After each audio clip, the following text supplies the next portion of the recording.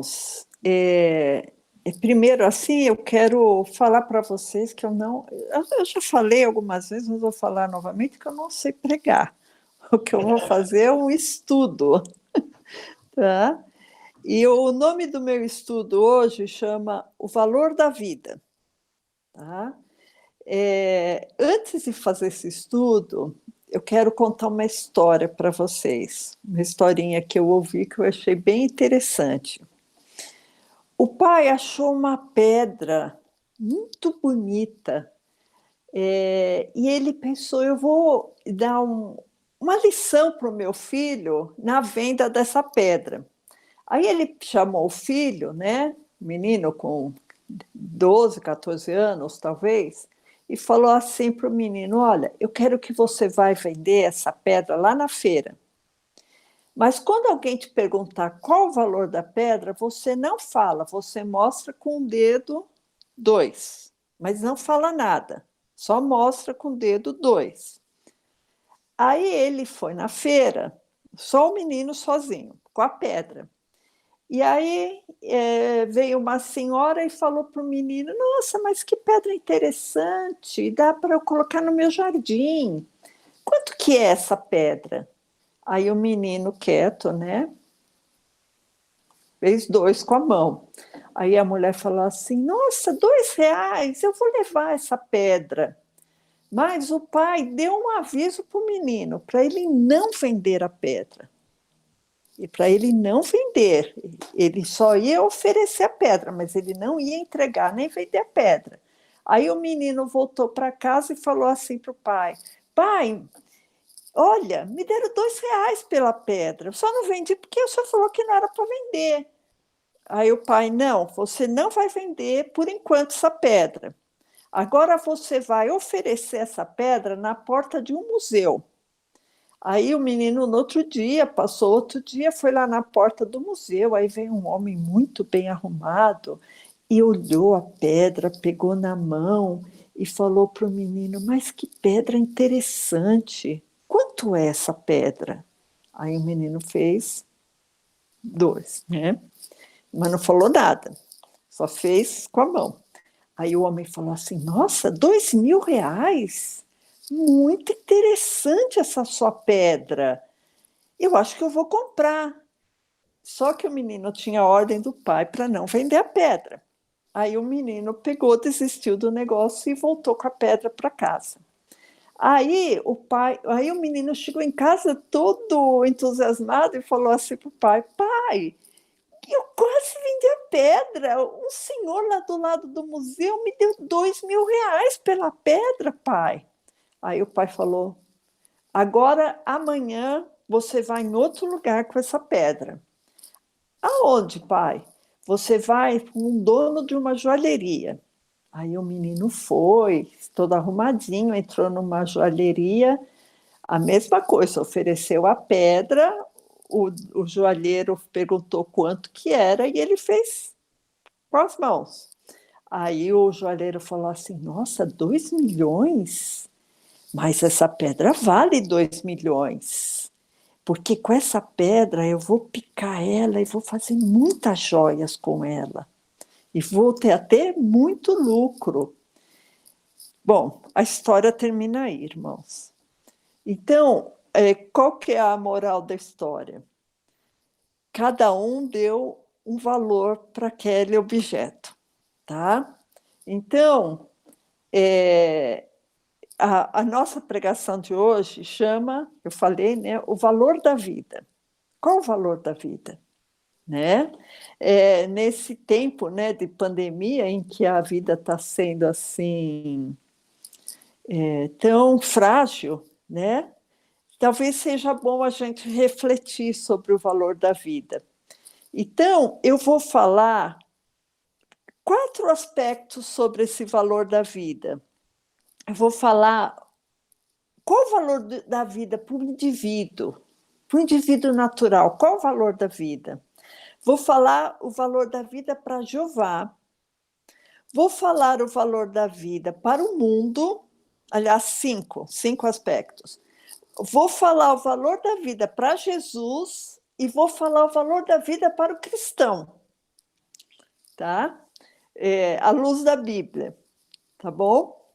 Então, vocês vão ver que, como a pedra, a vida tem valores muito diferentes, né? Se a gente falar assim, biologicamente, né?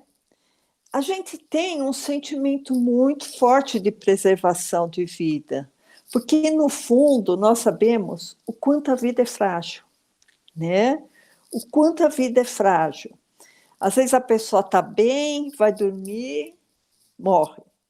Às vezes a pessoa está bem, vai numa padaria, tomar um café, a padaria é assaltada, e ela recebe um tiro perdido, uma bala perdida e morre, né? E a pessoa está bem, começa a tossir, pega um vírus que, por coincidência, sempre vem lá daqueles países, né, que a gente não pode nem falar, mas realmente o Hélio não entende, eu também não entendo, né? Quem sabe tem alguma explicação. E passa uma semana no hospital e morre, né? Então, existe uma fragilidade muito grande nessa vida, né, que a gente tenta tanto preservar. Em Isaías 47, como eu vou ter que terminar daqui 1 hora, e minhas pregações, meus estudos são longos, eu vou correr e não vou dar tempo para vocês verem de novo. Se vocês estiverem interessados, vocês anotem. Em Isaías 40, verso 7, fala assim, sobre a vida. Seca-se a erva, cai a flor, soprando nela o Espírito do Senhor. Na verdade, o povo é erva, então nós somos erva, né? Isaías compara a vida à erva, porque a erva é uma coisa muito fugaz, né? A gente tem lá uma plantinha, daqui a pouco a plantinha secou e morreu. Então, essa finitude da vida também é abordada no Novo Testamento. Em 1 Pedro 1,24, fala assim, porque toda a carne é como a erva, e toda a glória do homem como a flor da erva. Secou-se a erva e caiu a flor. Acabou a vida, né? Como a vida é fugaz, como a vida é frágil, né? E Tiago é pior ainda. Tiago 4,14 fala assim, digo-vos que não sabeis o que acontecerá amanhã. Porque o que é a vossa vida? É um vapor que aparece por um pouco e depois desvanece. Então, Tiago reduziu a vida a um vapor. Pior ainda, vapor você vê, desapareceu, né? Igual uma fumaça. Então, qual é o valor da vida? Vamos agora falar o valor da vida para o indivíduo, certo? Para o indivíduo natural. O valor da vida para o indivíduo natural, ele é um valor máximo, né? Ele sempre tem uma preservação absoluta pela sua vida. Com raras exceções, uma pessoa se sacrifica, por exemplo, por um filho, né? Ou um bombeiro se sacrifica por uma velhinha que está lá nas chamas, né? Ou quando a gente viu aquela história em 2001 do World Trade Center, né? Das Torres Gêmeas, que os bombeiros, vários se sacrificaram, vários milhares morreram, né? Ou centenas morreram para se sacrificar por causa de pessoas, né? Salvar pessoas. Mas, geralmente, a preservação da nossa vida é máxima, né? Então, além da preservação da vida ser máxima, como as pessoas sabem da sua finitude, elas querem aproveitar a vida ao máximo, né? Com muita diversão, às vezes com devassidão, com libertinagem, com egoísmo, né? Não, isso é meu, porque eu tenho que aproveitar a vida ao máximo, né? E tem uma pessoa na Bíblia que, para mim, ela é um anti-exemplo de qualquer coisa, né? Que ele se chama Salomão, né? Então, Salomão escreveu também que se deve gozar muito a vida, já que ela é rápida, já que ela é finita, né? Então, em Eclesiastes 3, 19 a 22, fala assim, Porque o que sucede aos filhos dos homens, isso mesmo também sucede aos animais. E lhes sucede a mesma coisa. Como morre um, assim morre o outro. E todos têm o mesmo fôlego. E a vantagem dos homens sobre os animais não é nenhuma, porque todos são vaidade. Irmãos, isso é muito forte e muito anticristão, né? Porque todos vão para um lugar, todos foram feitos do pó e todos voltarão ao pó. Quem sabe que o fôlego do homem vai para cima e que o fôlego dos animais vai para baixo da terra? Assim que tenho visto que não há coisa melhor do que alegrar-se o homem nas suas obras. Então, o que Salomão está falando? Olha, todo mundo vai morrer, assim como morre o gato, o cachorro, o peixe, o homem também morre, ele volta para o pó, acaba tudo. Então, o que é a coisa melhor da vida? É o homem alegrar-se nas suas obras. É aquela história, aproveita bastante a vida, porque a vida é curta e você tem que aproveitar, né? Que não tem mais nada depois da vida. E aí, esse versículo fala assim, porque não há coisa melhor do que alegrar-se o homem nas suas obras, porque essa é a sua porção, porque quem o fará voltar para ver o que será depois dele? Então, quer dizer, a vida não é nada, né? Então, a gente vê, irmãos, isso aí eu repito muito, porque esses vídeos vão ficar gravados e eu acho que vale a pena repetir. Salomão, ele recebeu a sabedoria de Jeová, certo? Então, a gente sabe que Jeová, ele foi um rei devasso, um rei opressor, um rei que gostava muito de dinheiro, né? Um rei que corria atrás do ouro, um rei que morreu adorando outros deuses. Então a gente pensa, nossa, mas que sabedoria é essa, né? Não Jeová, Eliette, você falou Jeová, mas é Salomão. Salomão, desculpa. Né? Então, por que Salomão tinha tanta sabedoria, mas não soube usar essa sabedoria, né? Então, nós acreditamos em um Deus que nos tem reservado a vida eterna, e não como Salomão acreditava, que ia ter uma finitude igual aos animais e que teria que gozar a vida. Então, aí é uma segunda pergunta. Aliás, hoje nós vamos ter várias perguntas, né? Se nós queremos a vida eterna, o melhor caminho seria ser uma pessoa honesta, boa, proba e seguir as leis de Jeová, né, dadas por Moisés. Será que é isso? Ser uma pessoa bem honesta, uma pessoa certinha, que seguisse toda a lei, né? Então, a gente lê aqui em Filipenses 3,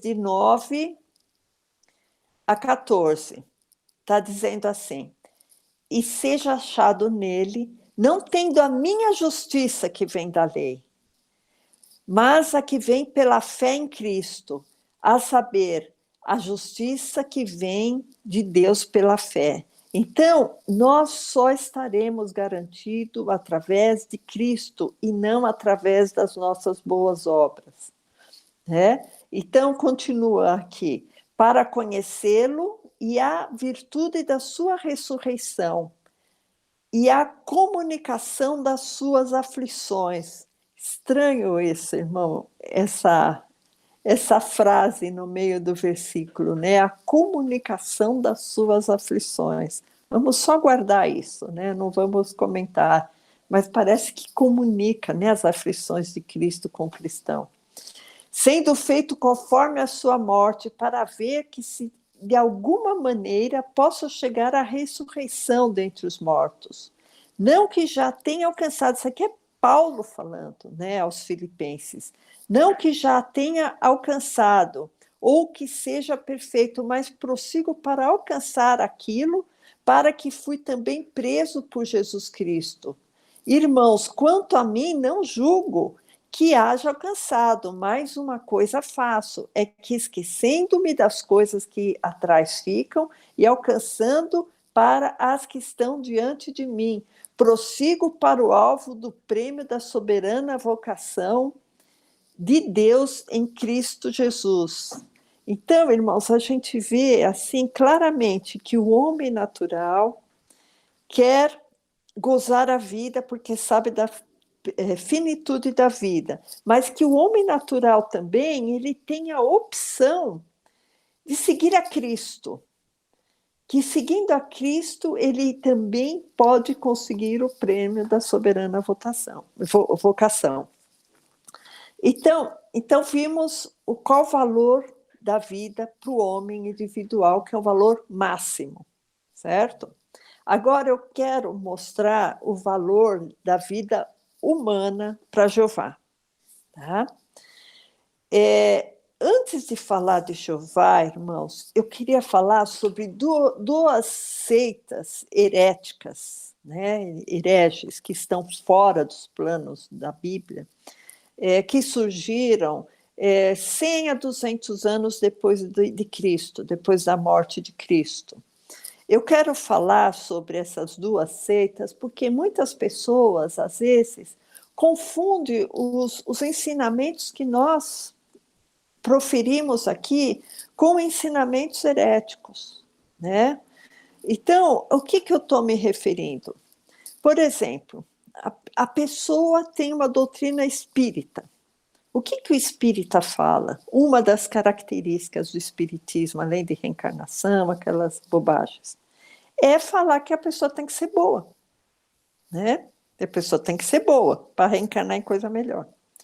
Então, quando eu venho na Bíblia e eu falo que o homem tem que ser bom, isso não quer dizer que eu estou adotando a doutrina espírita. Vocês entendem? Por quê? Existiu no século I, no século II, duas doutrinas heréticas. Uma é o marcionismo e a outra é o gnosticismo. Essas duas doutrinas estão fora da Bíblia, elas não são seguidas por nós. Só que, como eu disse lá no Espiritismo, que tem coisa boa, não é porque eu sigo aquela característica boa que eu sou espírita, muito pelo contrário, eu sou evangélica, eu sou cristã. O que eu quero dizer é que a doutrina do marcionismo tinha alguma coisa que coincide com o que a gente pensa também. O marcionismo é uma seita religiosa, é herética, está fora da Bíblia. Ela foi criada por Marcion no século II, que ele afirmava que existia um Deus maligno e criador, chamado Demiurgo, que estava descrito no Velho Testamento e que Jesus veio revelar um Deus benigno. Se eu aceito uma ou outra coisa dessa doutrina, não quer dizer que eu aceito essa doutrina. Por quê? Como o Hélio falou em 1 João 4:1 para frente, nós cremos que Cristo veio em carne. E quem não crê que Cristo veio em carne tem o espírito do anticristo. Porque Marcion, ele rejeitava qualquer forma física de Cristo. Ele rejeitava que Cristo veio em carne. Ele falava que Jesus foi um espírito que entrou numa pessoa para fazer as boas obras e mostrar quem era o Pai. Oi, permito.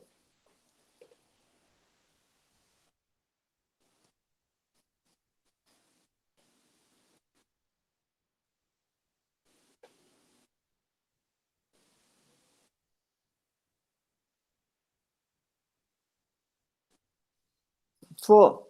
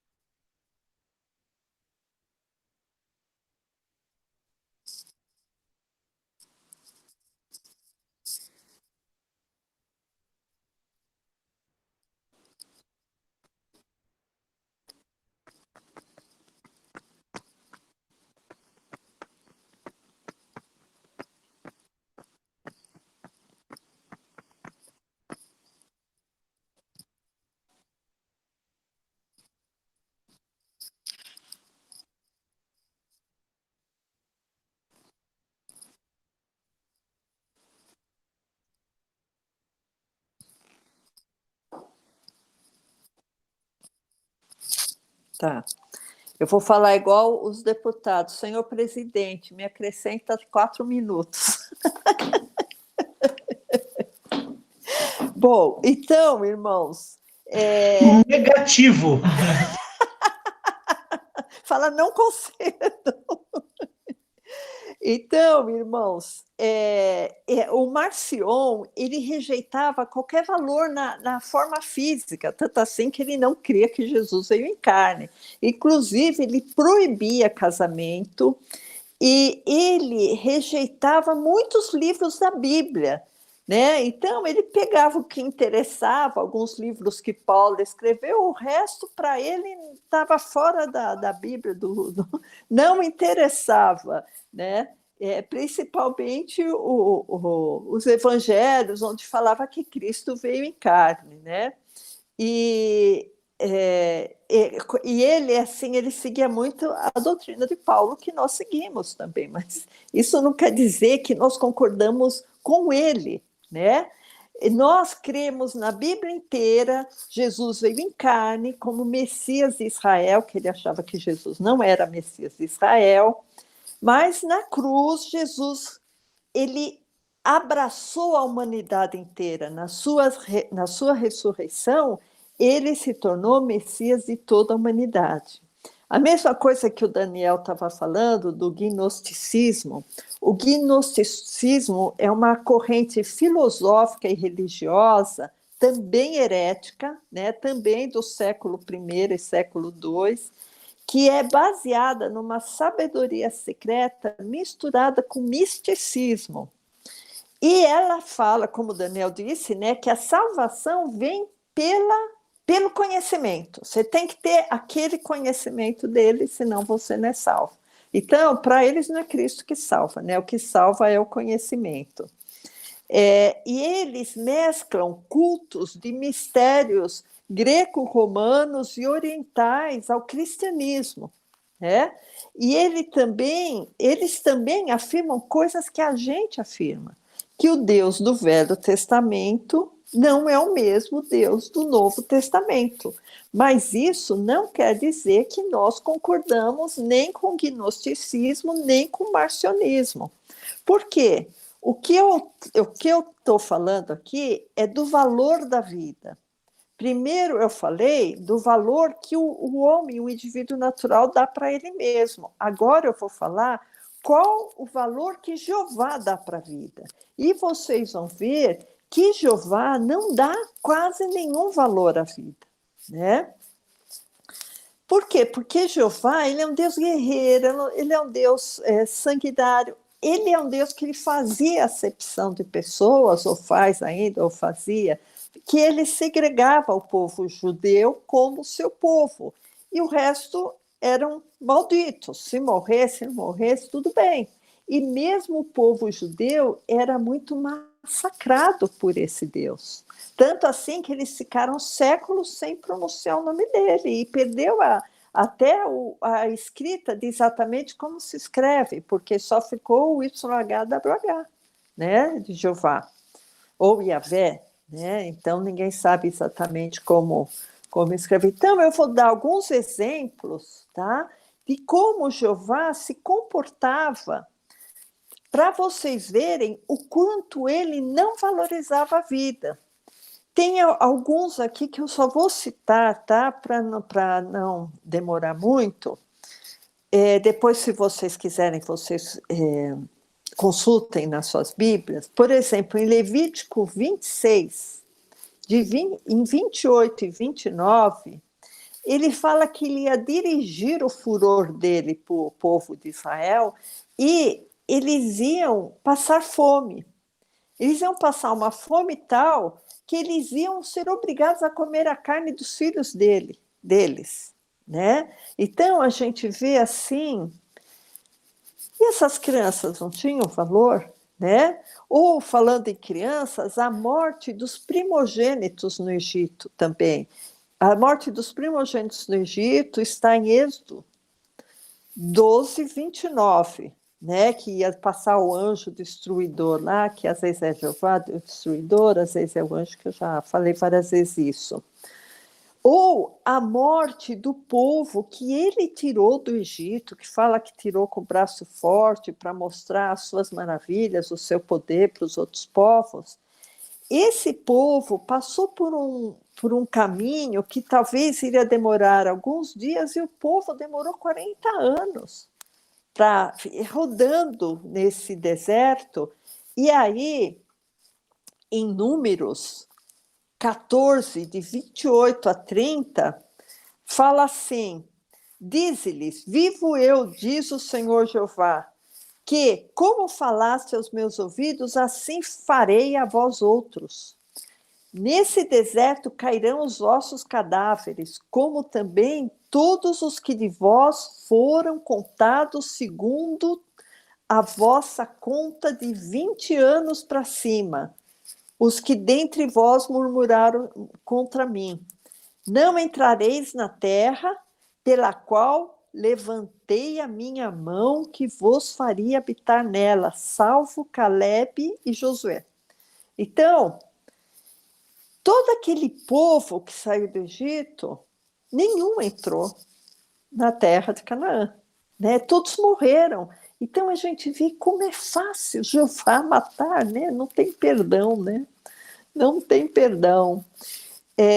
Por exemplo, Amaleque, os amalequitas, eles, de alguma maneira, esse povo, quando estava indo para entrar na terra prometida, ele impediu esse povo, né? Teve uma guerra lá contra Amaleque. Aí, depois de algumas gerações, quando tinha o rei Saul, Jeová ainda tinha guardado no coração dele ódio ao Amaleque. Aí ele falou para Saul, isso está em 1 Samuel 15, de 2 a 4. Olha, você vai lá, faz guerra para Amaleque, mata todo mundo, mata criança, mata velho, mata mulher, mata quem estiver amamentando, mata o gado, mata os camelos, mata tudo, né? Então a gente pensa assim, o que aquele povo tinha a ver com o outro rei de anos atrás, que impediu a passagem do povo judeu, né? Então, essas guerras que Jeová, ele é conhecido como homem de guerra, essas guerras geram muita matança. E aí a gente pensa o quanto Jeová preserva ou valoriza a vida, né? Em Salmos 116:15, que tem muita gente que recita em velório, que fala assim, que é preciosa a vista de Jeová a morte dos seus santos, né? Preciosa a morte. Como que a morte pode ser preciosa se a morte é uma interrupção de uma coisa boa, né? Que é a vida. E eu acho interessante também, irmãos, como que Jeová se alegra tanto com o derramamento de sangue, né? Então, não só sangue humano, mas sangue de bicho, sangue de animal, né? Que no Novo Testamento fala que o sangue de touros nunca agradou o Pai. E só vou também dar as coordenadas, né? Onde está, em Levítico 1, de 10 a 15, Jeová fala de uma maneira até meio repugnante, sabe? Para cortar, para espargir o sangue no altar de animais, sabe? Para degolar a ovelha. Então a gente vê assim de uma maneira. Por que ele se agrada tanto de sangue? Né? Como se fosse assim uma sessão de culto, desses cultos assim, vamos dizer, ocultistas, né? Desses cultos de bruxaria, né? Por que Jeová se alegra tanto com esse sangue, né? E aí a gente vai em Levítico 17:10, que fala assim no verso 10 e 11: e qualquer homem da casa de Israel ou dos estrangeiros que peregrinam entre eles, que comer algum sangue, contra aquela alma porei a minha face e a extirparei do meu povo. Então Jeová não queria que ninguém recebesse ou comesse sangue. E os testemunhas de Jeová, se baseiam nesse versículo e no próximo que eu vou ler, para eles não tomarem sangue. Mas, na verdade, aqui na Bíblia está dizendo comer sangue. Mas eles interpretam comer sangue como transfusão de sangue. E tem muito testemunha de Jeová que evita a cirurgia, que evita um tratamento adequado, né, de urgência, muitas vezes, porque eles não querem tomar sangue. Aí o próximo versículo fala, o verso 11, porque a vida da carne está no sangue. Então, a vida da carne está dentro do sangue. Pelo que vou tenho dado sobre o altar para fazer expiação pelas vossas almas, por quanto é o sangue que fará expiação pela alma. Então, Jeová, ele queria aquele fluido vital, aquele fluido da energia, da alma, do corpo, ele queria para ele. Ele queria que ninguém usasse o sangue para nada. Ele queria o sangue para ele. Por isso que em Levítico 17, 10 e 11, ele proibia as pessoas usarem o sangue para qualquer outra coisa, né? E esse, assim, é um dos maiores motes, né, dessa religião Testemunha de Jeová, é não tomar sangue, né? Então, a gente vê onde eles acharam essa história de não tomar sangue. Então, em resumo, irmãos, o valor da vida para o ser humano é máximo. O valor da vida para Jeová é pequenininho. Tá? Tem que olhar no microscópio para achar, porque não tem valor nenhum a vida humana para Jeová. Né? E tem muitos outros exemplos, tá? É que a gente tem que ir para frente, mas tem muitos outros exemplos na Bíblia que Jeová se agradou de sacrifícios humanos. Oi. Eu sei, mas tem alguns textos que realmente marcaram muito para mim, sabe? Um Pode deles falar. é quando aqueles dois rapazes foram segurar a arca quando estavam atravessando o rio. Né? Eles simplesmente queriam ajudar, né? E foram fulminados. E também tem aquele outro caso daquele sujeito que falou assim: quando eu voltar para minha casa, a primeira pessoa... Jefité. Que ele sacrificou a filha dele. Ele falou: a primeira coisa que vier ao meu encontro, eu vou sacrificar, que ele achou que ia ser um cachorro, uma galinha, uma pombinha, né? Ou seja, Jeová aceitou o sacrifício. Jeová aceitou, ele não levantou a mão para falar assim, não vai fazer isso, não, de jeito nenhum. Né? E tantas outras, né? Outros casos que Jeová realmente despreza totalmente a vida. Né? Exato. Bom, irmãos, agora eu vou falar qual o valor da vida que Jesus Cristo dá. Jesus Cristo dá valor à vida humana? Então, aqui eu vou fazer algumas perguntas, se alguém tiver a resposta, pode me dar, tá? Quando Jesus Cristo mandou matar alguém? Eu acho que não, nunca, né?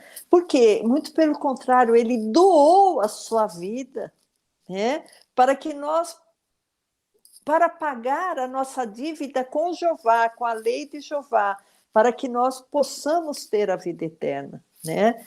Ele não só não pediu a vida de ninguém, como ele doou sua própria vida, né? E Jesus, ele nunca pregou ou ensinou o homem a ser vingativo com outra pessoa, porque Jesus pregou a paz, pregou o amor, pregou o perdão, né? Pregou a benignidade, né? Então, Jesus, ele veio trazer um ambiente de paz entre as pessoas, né? Além dele poder dar paz para os seus filhos aqui na Terra, ele trouxe também a possibilidade da vida eterna, né? Então, João 3, de 5 a 7, Jesus respondeu: na verdade te digo que aquele que não nascer da água e do Espírito não pode entrar no reino de Deus. Então, Jesus veio trazer a paz, veio trazer amor e veio trazer a vida eterna. O que eu preciso para a vida eterna? Nascer da água e do Espírito, né? Porque ele fala assim, o que é nascido da carne é carne, e o que é nascido do Espírito é Espírito, e carne não vai ter lá no céu do Pai. Carne tem no céu de Jeová, que nem a gente viu há 2 domingos ou 3 domingos atrás, né? Isaías 65, 66. No céu do Pai, não vai ter carne, não vai ter sangue, né? Então, por isso que Jesus fala, é necessário vocês nascerem de novo, né? Porque esse novo nascimento envolve uma renovação espiritual. E mais um pouco para frente, em João 14, até João 3, de 14 a 19, diz assim, antes de ler, eu quero falar uma coisa para vocês que eu já falei também. Aquele povo, irmãos, eles estavam acostumados com o Deus do concreto. O que é um Deus de coisas concretas, coisas palpáveis, né? Você é abençoado, então você tem benesses aqui na terra. Você vai ter terra, gado, filhos, mulheres, dinheiro. É isso que Jeová prometia. Então as pessoas não entendiam muito bem o que era essa história de espiritualidade. E muitas vezes Jesus usava exemplos do Velho Testamento para falar, olha, vocês viram aquilo lá? Olha, eu vou fazer e vou fazer melhor. Né? Então, em João 3, 14 a 19, fala assim, e como Moisés levantou a serpente lá no deserto, vocês lembram, né, que as pessoas estavam morrendo e quem olhasse para a serpente ia ser salvo. Da mesma maneira que Jeová levantou a serpente no deserto, assim importa que o Filho do Homem seja levantado, para que todo aquele que nele crê não pereça, mas tenha vida eterna. É essa vida eterna, irmãos, que nós temos a esperança. Porque Deus amou o mundo de tal maneira que deu seu Filho unigênito para todo aquele que nele crê não pereça, mas tenha vida eterna. Esse é o versículo mais famoso da Bíblia, irmãos. E é o mais profundo, né? Porque Deus enviou o seu Filho ao mundo não para que condenasse o mundo, né? Porque o mundo já estava condenado pela lei de Jeová, mas para que o mundo fosse salvo por ele. Quem crê em Jesus não é condenado, e quem não crê já está condenado, né? Já está condenado porque Jeová trouxe a condenação. E a condenação é essa. Olha que interessante, irmãos, esse último versículo. Que a luz veio ao mundo e os homens amaram mais as trevas do que a luz. E não é isso que está acontecendo? As pessoas não estão buscando mais religiões que falam de ocultismo, que fala do Deus das trevas, que fala de toda essas religiões de bruxaria. É isso que está acontecendo lá na Europa, irmãos. Lá na Europa, a maioria dos templos católicos, que lá nunca teve muito evangélico, né, mas dos templos católicos, viraram boates, viraram bares, e os jovens nem conhecem mais Jesus. Os jovens, eles estão aprendendo bruxaria, né? Isso é muito triste. Então, a gente viu, irmãos, que o homem dá valor máximo à vida, Jeová dá valor mínimo à vida, e Jesus deu sua vida por nós, e Jesus nunca pediu nenhum tipo de violência, né? Agora, vamos ver qual o valor que o cristão dá para a vida. Aliás, qual o valor que o cristão dá para a vida? Vou fazer uma pergunta. Irmãos, esse aqui foi o tópico mais difícil de eu escrever, tá? Porque quando o Hélio falou para mim, sexta-feira, eu não tinha nada na cabeça, assim, sabe? Aí eu comecei a orar, para Deus me inspirar em alguma coisa, e veio essa palavra, sabe? E aí, quando eu pensei, eu vou falar os vários aspectos do valor da vida, né? E quando eu fui escrever aqui, qual o valor que o cristão dá para a sua vida? Né? Talvez aqui eu vou ter também mais perguntas do que afirmações, né? Primeira coisa, irmãos, nossa vida é valiosíssima. Nós somos o templo do Espírito Santo. E o templo do Espírito Santo não pode ser destruído. Só naturalmente. Tem uma hora que a gente tem um prazo de validade, certo? Mas, até esse prazo de validade vencer, nós temos que preservar nossa vida, preservar nossa saúde, preservar com uma boa alimentação, com tratamentos, com exames preventivos. Tudo isso nós temos que... É aquilo que eu falei lá em cima. Nós temos que ter a nossa preservação biológica, né? E ir embora só quando Deus quiser, né? E não fazer nada para apressar isso, né? Então, eu quero fazer uma pergunta para vocês. A nossa fidelidade a Deus é o maior bem que nós temos que preservar? Pergunta. Uma outra pergunta.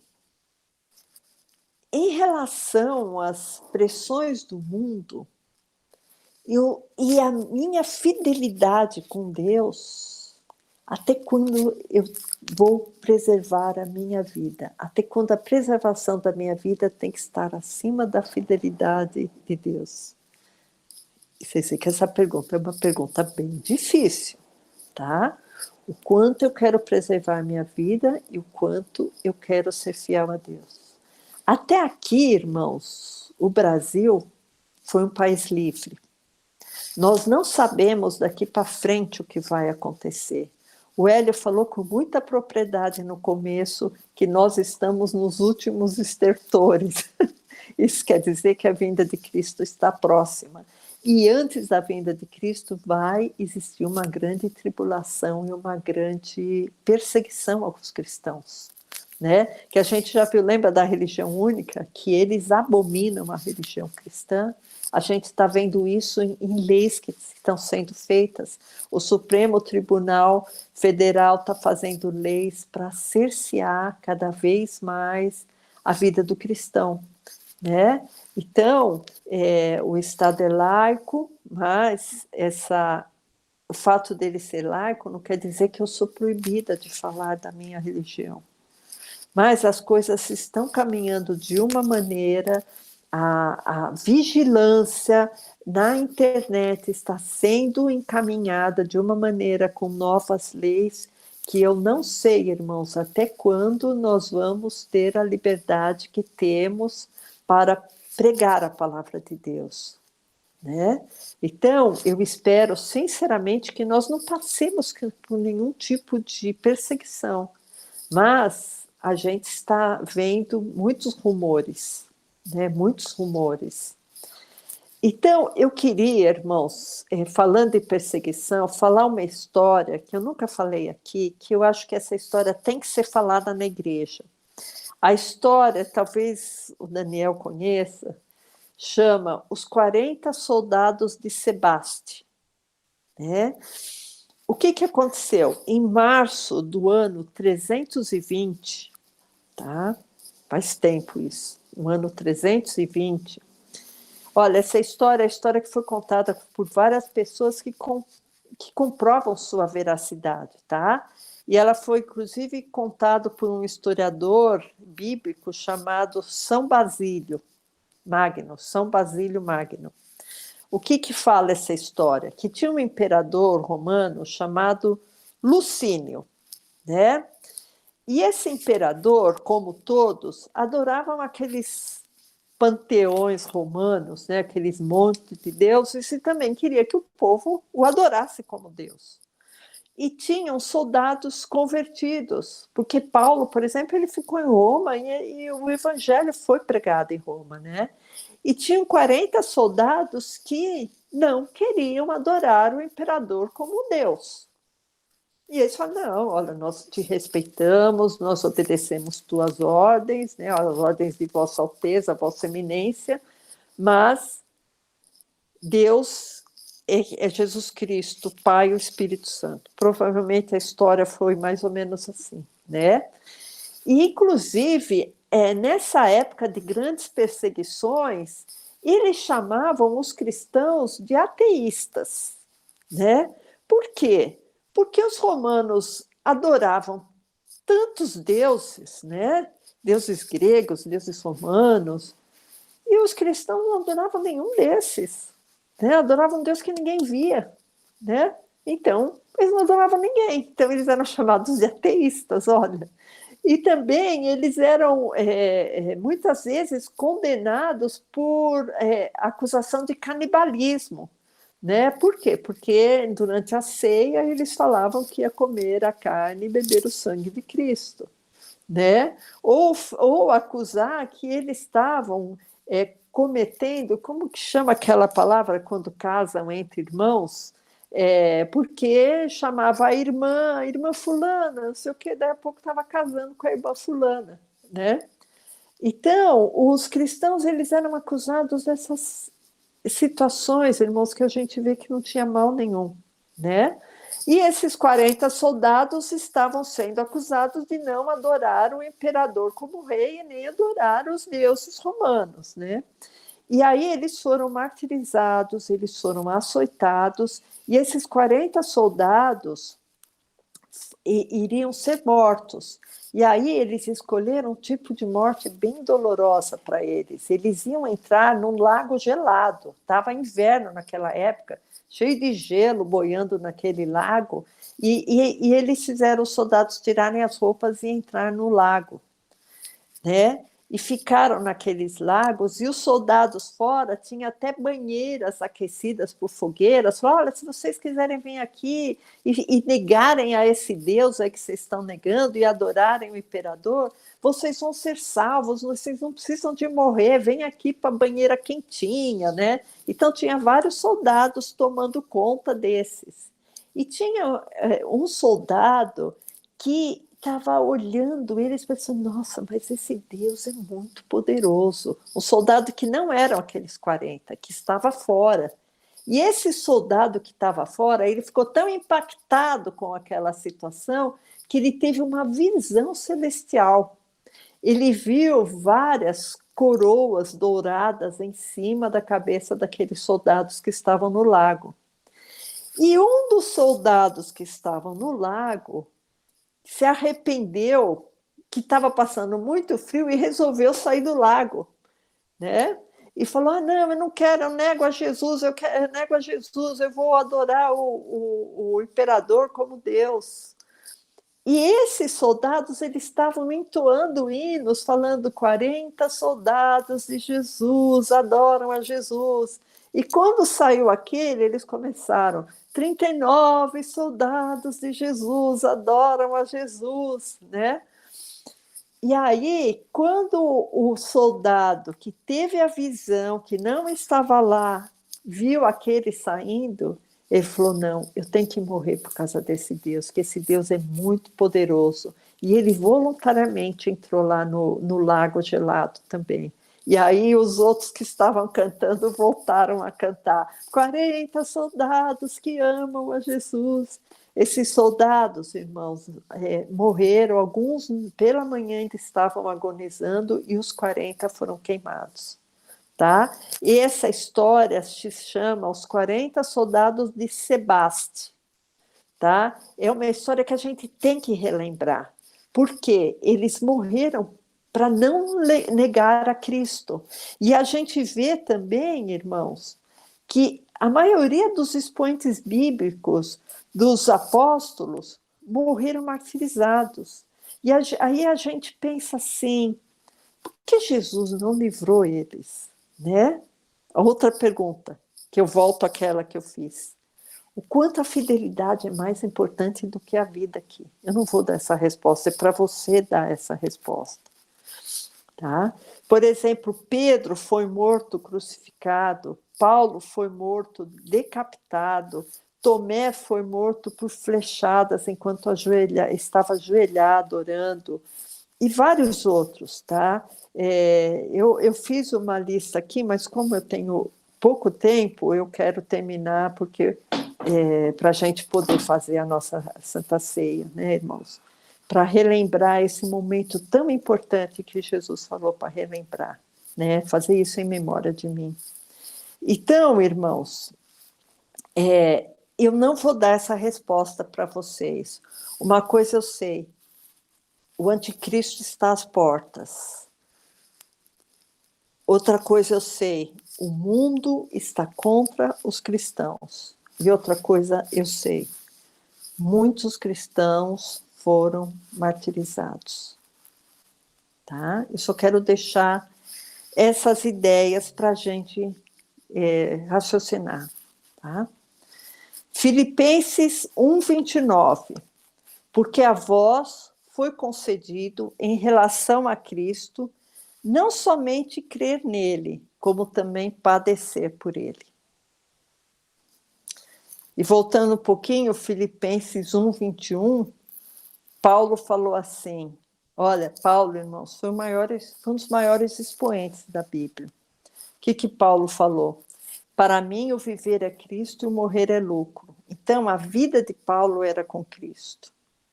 Logicamente, Paulo não procurou a morte, mas o mais importante para a vida de Paulo era Cristo. Né? Em 1 Coríntios 15, 19-22, também fala isso. Por quê, irmãos? A gente, como cristão, a gente, assim, muitas vezes, valoriza mais a vida terrena do que a vida celestial. Né?